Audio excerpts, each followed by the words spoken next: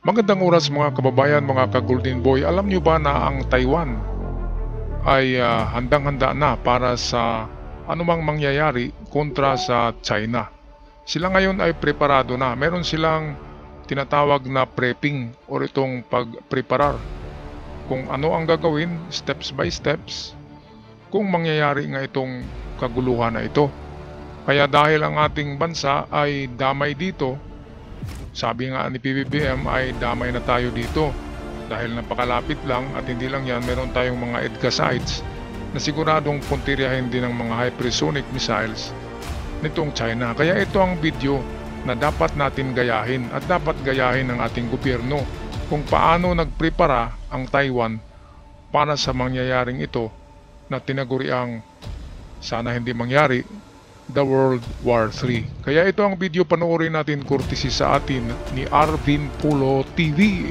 Sa madalas na pagpapakita ng China ng kanilang lakas militar sa paligid ng Taiwan sa pamamagitan ng sunod-sunod na military exercises, tila ba panahon na lang ang bibilangin at isasagawa na nito ang kinatatakutan ng marami na tuluyang pagsalakay sa Taiwan.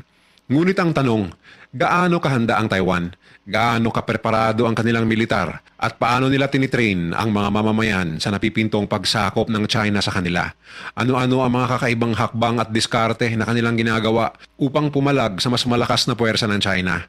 Kasama na dito ang paggamit sa isang sikat na convenience store. Kakayanin ba talaga nila ang China sa isang all-out war? Ano ang epekto sa ating mga Pinoy ng Taiwan-China war kapag nangyari, lalong-lalo na sa libu-libo nating mga OFW sa Taiwan? May mahigit sa 23 milyong mamamayan na matagal nang nanindigan sa kanilang kalayaan sa kabila ng mga banta mula sa mainland China. Alright, so kung pag-usapan natin ng OFW sa Taiwan, meron tayong 300,000 plus 300,000, halos kalahating milyon na OFW sa Taiwan, at yan ang sabi ni PBBM na kapag nagkagyera ay talagang makikilahok na tayo kasi kukunin nga natin yung ating mga kababayan doon.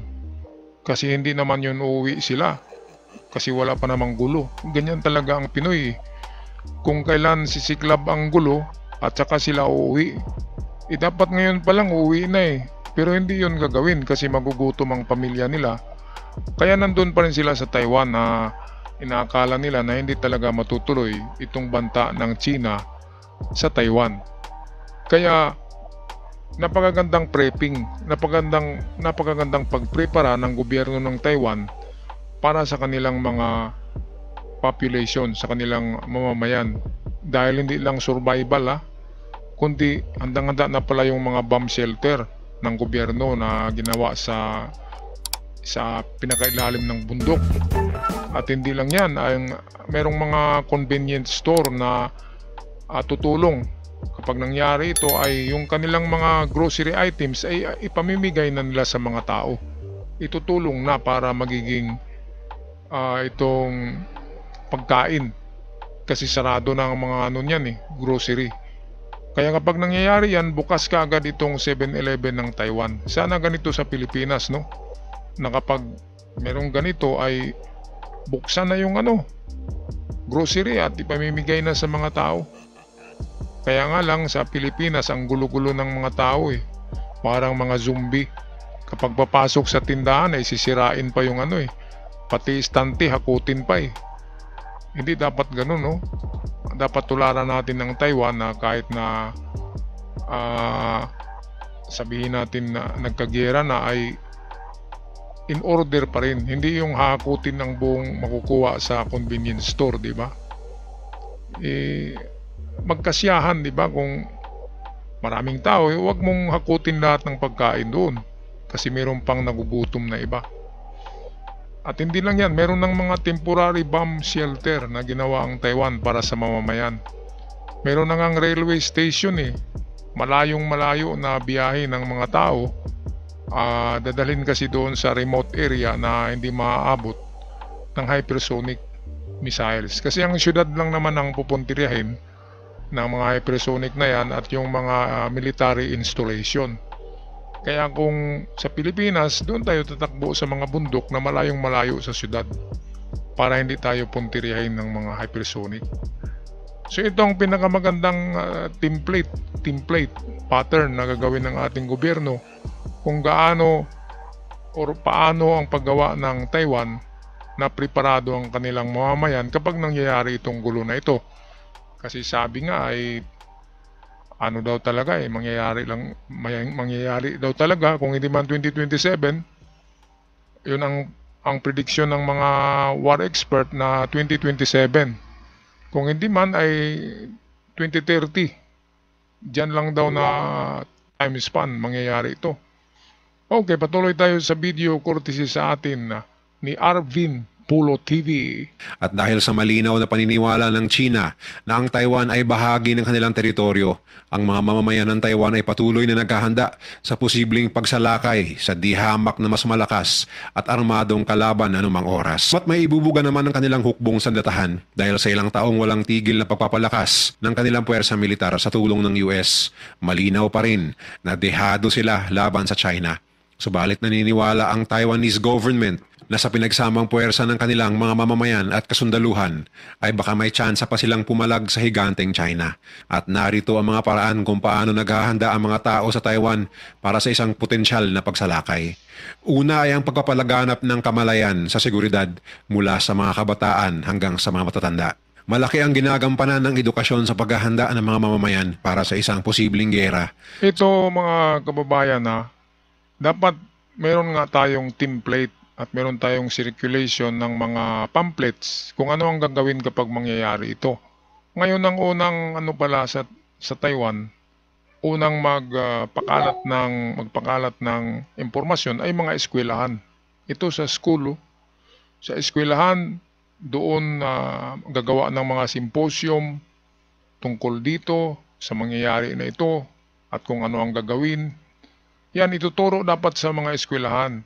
Dapat ngayon ang gobyerno ng Pilipinas, ang DepEd, ay gagawa na ng pamphlets na ipamimigay sa kabataan, and then gagawa sila ng symposium or ng lecture tungkol dito. Diba? Seminar, lecture, ganyan. Ito yung ginagawa ng Taiwan unang-una para yung mga kabataan ay alam ang gagawin. At saka hindi sila, pagdating ng panahon na yan, ay hindi sila mabibigla kung ano ang gagawin dahil meron ng simulation sa school, meron ng seminar, di ba? Napakaganda ng ng Taiwan tayo, paano, marka bahala tayo Ang Pilipino ay bahala gang na Talagang bahala na tayo kung anong mangyari, di ba? Hindi ganun, dapat naka-simulate tayo, meron tayong simulation. Katulad ng earthquake drill, di ba? Merong earthquake drill. Meron ding World War III drill kung saan tayo tatakbo. Merong dapat ganyan na simulation. Alright, patuloy tayo sa video. Sa mga paaralan at komunidad, mayroong mga seminar at workshops tungkol sa survival skills tulad ng kung paano hanapin ang mga ligtas na lugar at mga bomb shelter na nakakalat sa buong Taiwan, mag-imbak ng pagkain at magtayo ng mga improvised shelter.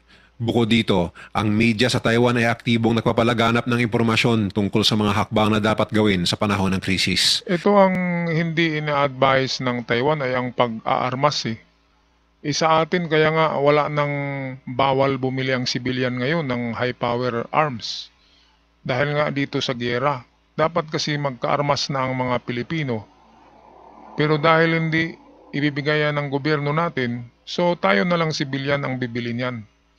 Sa Amerika, ang World War III prepping ay meron talagang armas at sangkatutak na ammunition. Hindi pwedeng walang ganun.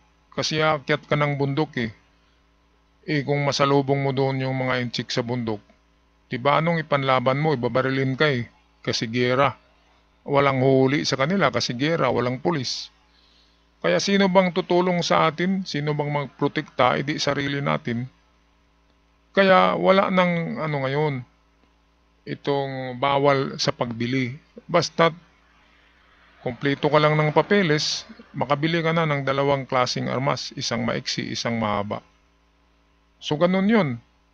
Kaya nga ako rin ay nag-apply na ako niyan. Isang maiksi, isang mahaba. Kasi magagamit din yan kahit na walang gera, di ba? Pang self-defense sa bahay, home defense. Pero sa panahon na ito ay talagang war is inevitable. Nandyan lang daw yan Malapit lang. at kunting spark lang ay mag-umpisa na. Kaya dapat handa tayo diyan, mga kababayan. Napakaganda ng video na ito na pinakita ng ating ka-vlogger Arvin Pulo dahil sa pwedeng tularan ito ng Pilipinas. Sana mapanood ito ng isang opisyal ng Pilipinas at sasabihin kay PBBM na ganito pala sir ang gawin natin kasi ang Taiwan handa na pala. Sa Pilipinas wala nga tayong bunker eh. Wala tayong war shelter. Meron tayo dyan sa Bonifacio, yung tunnel ng Amerikano noon na diyan nagtatago si Hunasan. Dapat linisin yun. Kasi ano na yan eh, talagang konkreto yun. At saka hindi basta-basta yun, kahit tamaan pa yun ng missile, hindi yun mabubutas kasi makakapal na simento yun. Under sa Bonifacio, Makati, diyan, basta Bonifacio na lugar, diyan, under sa syudad na yan, ay merong nag-criss-cross diyan na war tunnel ng mga Amerikano noong World War II. At yan ay simentado at hanggang ngayon ay nandyan pa yan. At marumi na nga lang dahil wala nang nag-maintain. So dapat linisin ng gobyerno yan. Kasi nandyan na yan. Ang kulang dyan ay linis na lang eh. Yan ang preparasyon, hindi yung basta-basta lang. Ay naku gobyerno, kailan kayo kikilos? Alam nyo naman na nag-umpisa na nga ang kaguluhan dyan sa WPS eh. So dapat ito na yung pangalawang hakbang, ang paggawa ng mga war shelter para sa mamamayan. Mabuti nga dyan sa Makati, meron na eh. Linisin na lang yan. At nang malinis na ay lagyan ng magandang ventilation, okay na yan. War shelter na yan. Kasi ang Metro Manila walang matakbuhan eh, kaya kailangan linisin yung mga tunnel. Meron din sa diyan sa may Intramuros, sa malapit sa City Hall ng Manila. Meron ding entrance diyan ng tunnel ng Amerikano pa rin, hindi ng Hapon. At yan ay konkreto din na pwedeng pagtaguan din ng mga civilian sa panahon ng giyera. Okay, so patuloy tayo sa ating video. Ang mga ahensya ng gobyerno ay naglalabas din ng mga guideline at alert system upang maipaalam agad sa publiko ang anumang banta. Kumpiyansa ang Taiwan sa tatag ng kanilang mamamayan sa oras ng giyera. Ang pagpapalakas ng nasyonalismo ay isa ring mahalagang aspeto sa kanilang paghahanda. Umuna sa mga pamilya ang nag-iimbak ng mga emergency kit na naglalaman ng pagkain, tubig, flashlight, baterya at first aid supplies. Mayroon ding mga app at website na nagbibigay ng impormasyon kung saan matatagpuan ang mga evacuation center. Okay, ito yung maganda. Tingnan nyo sa Taiwan ha. Mayroon ng mga apps pala sila eh. Tapos mayroong early warning device na parang sa tsunami na kapag may giyera ay magwa-warning yon at mag-relay kaagad ng messages sa lahat ng cellphones, sa lahat ng apps. At makikita natin, umpisa na pala ang kaguluhan. Okay, meron tayong 6 hours to leave the city, di ba? Meron tayong 6 hours na ibiyahe sa bundok. Kaya kailangan, at least meron na tayong 20% na inimbak na mga pang-emergency, di ba? Emergency food, emergency kit. Ano bang kailangan sa bundok? Kailangan sa bundok magdala ng gamot kasi masugatan kayo doon. Magdala ng dried foods. Dried foods pinaka-importante kasi ang dried foods hindi yan masisira ng ilang buwan. Abutin pa yan ng 1 taon eh. Canned goods na naka-preserve dala din, tsaka yung mga dried foods na kapag buhusan ng mainit na tubig ay siya lalaki, di ba? Yung ganun ang dalhin sa bundok. Kasi emergency foods for at least 48 hours ay mayroon kanyan. Kasi kung wala kang makain sa 2 araw, patay ka na niyan. Kasi pagdating mo sa bundok, maghanap ka pa kung saan ka maghanap ng isda. Mangingisda ka, mangangaso ka. Pero kung wala kang mahuli within 2 days, patay ka sa gutom niyan. Kaya kailangan may dala kang bigas sa bundok.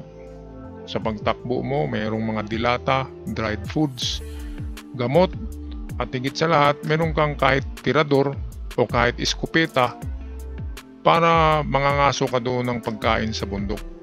Yung mga ganyan, naganda na ako ngayon. Ang dami-dami ko ng in-order na survival kit. Nag-umpisa na ako niyan. Mga kababayan, kaya kayo din ay mag-umpisa ng mag-imbak ng emergency foods and kit. Kasi talaga kahit saan tayo, nangyari na nga sa Russia di ba? Kung nangyari sa Russia yan, mangyari din yan dito sa Asia. Kasi yan na yung trend ngayon. Nasa Biblia yan, sa Mateo, nakasulat na ang digmaan na hindi talaga yan maiwasan dahil yan ay rin pala ng Diyos yan. Yan ay nasa kasulatan na yan. At alam ang Diyos ang may niyan, na mangyayari talaga yan para pagkatapos ng giyera ay babalik ang tao sa Diyos. Yun, mga kababayan. Tapusin na natin ng video, courtesy sa atin ni Arvin Pulo TV. Underground shelters at iba pang mahahalagang serbisyo. Nakahanda na rin ang malalalim na underground train station sa mga kabundukan ng Taiwan na magiging evacuation at shelter ng mga sibilyan sa oras ng matinding pambobomba ng China. Sa katunayan ay mayroong higit sa 117,000 air raid shelters ang nakakalat sa buong Taiwan bilang patunay na matagal na nilang iniisip na isang araw ay susugod din ang China sa kanila. Nag-aalok din ang gobyerno at maraming volunteer groups ng mga training programs para sa mga sibilyan tulad ng mga praktikal na kaalaman sa self-defense, basic survival skills at kung paano mag-evacuate sa ligtas na paraan. Ang aktibong partisipasyon ng mga mamamayan ay nagpapakita ng kanilang determinasyon na protektahan ang kanilang bansa. Sa katunayan ay itinatag noong 2021 ng dalawang Taiwanese defense experts ang Kuma Academy na isang non-profit organization na nagbibigay ng pagsasanay sa mga sibilyan ukol sa first aid, evacuation at cognitive warfare. Layunin nitong ihanda ang mga mamamayan sa mga posibleng senaryo ng pagsalakay ng China. Mula Enero 2022, libu-libong katao na ang nag-enroll at nagsanay at target ng akademya na maabot ang 3 milyong mamamayan sa loob ng 3 taon. Ayan, so 3 taon na ang pagprepara ng Taiwan para sa ganyan. Pati mamamayan ay nag-undergo na ng training, di ba? Yung kanina nakita yung mga binatilyo na ay nag-training sa paghawak ng baril at pinakamaganda, meron silang 117 war shelter or bunkers na ginawa sa kabundukan ng Taiwan. At ang daanan yun ay train ang maghatid sa mga tao Train. Kaya napakagastos ng ginawa na yan ng Taiwan. Kasi binutas nila yung ilalim ng bundok. Gumawa sila ng railway station papunta doon sa pinakamalayong underground bunker na malaki, nakakasya ang populasyon ng Taiwan. Pero meron silang 117. Kinalat nila yan kasi kung matamaan yung isa at least meron pang matira. Kasi kung isang bunker lang gawin mo, isang underground city lang, shelter, bomb shelter city, kapag natamaan yun ay ubos lahat, di ba? Kaya maganda talaga kalat-kalat. Parang Yamashita Treasures lang, di ba? Mga kababayan na kahit matagpuan yung isa, yung iba hindi kasi nakakalat. Alright, paki-comment sa inyong saloobin tungkol dito. Tama nga ba na tayo'y maghanda rin dito sa napipintong giyera? Sana hindi matuluyan ng China at Taiwan na automatic kasali tayo diyan.